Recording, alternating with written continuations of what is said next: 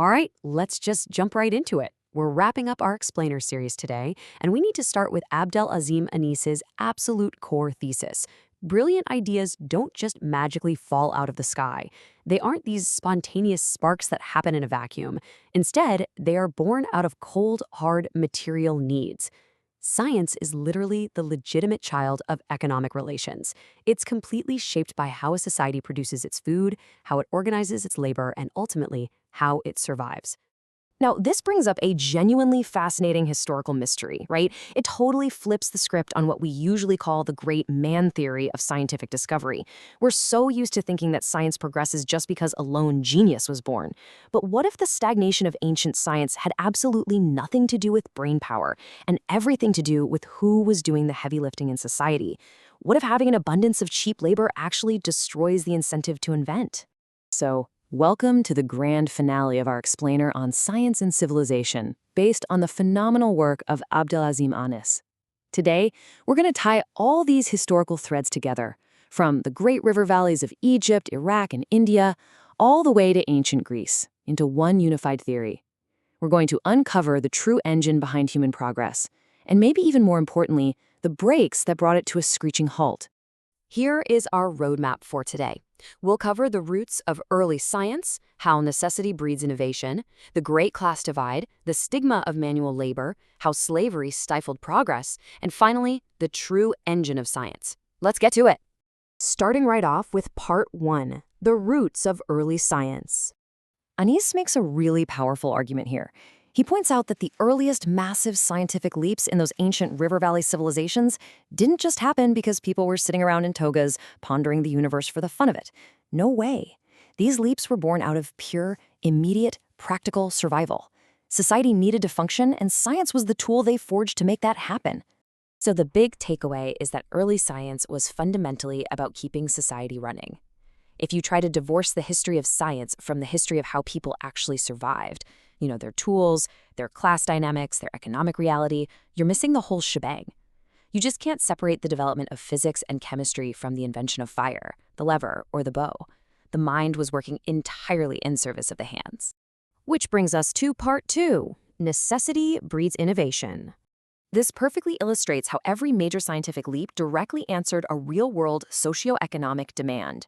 Take astronomy. It wasn't just stargazing. The Egyptians absolutely had to know exactly when the star Sirius appeared because it perfectly predicted the life-giving flooding of the Nile. Or math. As agricultural surpluses piled up, temples needed complex fractions to calculate huge grain rations, taxes, and land boundaries. And surgery.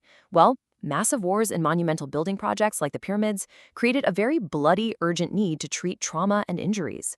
Necessity really was the mother of invention. But here's where our story takes a really sharp turn. After all this incredible necessity-driven innovation across the ancient world, humanity basically hits a brick wall. The practical inventions just stop. Why? Well, that leads us directly to our core conflict. Part 3, the Great Class Divide. Let's trace this out. Back in the hunter-gatherer days, you had this baseline equality, everyone is just trying to survive, right? But then boom. Agricultural surplus. Cities start to rise. And with that extra food, a totally new class of people emerges who don't actually have to do physical labor to eat. Society splits. Suddenly, the folks organizing the production, the priests, the scribes, the kings, are completely separated from the people doing the heavy lifting in the fields. It's kind of like modern tech elites being completely isolated from the factory floor. For the very first time in human history, the mind and the hand were severed. The scribes and priests held all the scientific knowledge, sure, but they weren't out there building plows or hauling massive stones in the dirt. And that gives us part 4, the stigma of manual labor. What's really wild to think about is how this separation turned into a toxic social stigma. Because the elites didn't have to work with their hands, they started looking down on anyone who did. Science actually split in two. You had the noble sciences, which was pure abstract math and philosophy for the rich, and then practical engineering and chemistry were downgraded to crafts, meant only for the lower classes and viewed as totally beneath the intellectuals. There's this amazing historical anecdote from the book that perfectly captures this. A student was listening to the legendary Greek mathematician Euclid explain a geometry theorem. The student innocently asks, "Hey, what do I actually gain from learning this?" And Euclid was furious. He literally called over a slave and said, "Give him 3 coins since he insists on gaining from what he learns." The pursuit of knowledge for practical, everyday benefit was basically seen as a joke. Moving to part 5, slavery stifles scientific progress. Now take a look at this magnificent Greek temple. To us today, it looks like the absolute pinnacle of human achievement. But it actually masks a pretty dark economic reality, a total stagnation in technological innovation. Why? Because these monuments were built entirely by the brute force of enslaved people. Let's walk through the logic here because it's fascinating. First, the elites detach from the manual work. Second, slaves are forced to do it. And here's the real economic kicker. If you have thousands of enslaved people available to haul giant rocks or pump water, why on earth would your society spend time and resources inventing a mechanical crane or a water pump? You just don't. Cheap muscle literally erases the need for mechanical innovation. So science loses its connection to solving physical problems and just floats up into the clouds. Finally, part 6, the true engine of science. Fast forward to the Hellenistic period, right? We see the establishment of the Great Museum in Alexandria. But Annas points out that despite some flashes of absolute brilliance, science fundamentally withered. Why? Because these scientists were living in the ultimate academic bubble.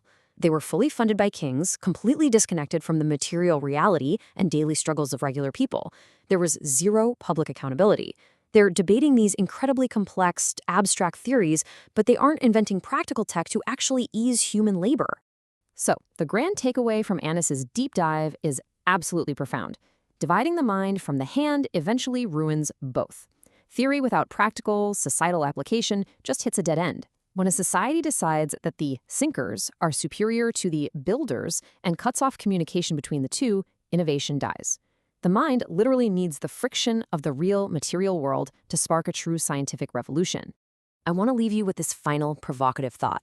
If Abdelazim Anis is right, and history strongly suggests he is, then science is never neutral. It's always a reflection of the economic system that funds it. So think about modern science today. Look at our algorithms, our tech, our medicine. Who's funding it? Who actually benefits from it? And ultimately, what does our science say about the socioeconomic reality we are building right now? Thank you so much for joining me on this explainer, and definitely keep asking those big questions.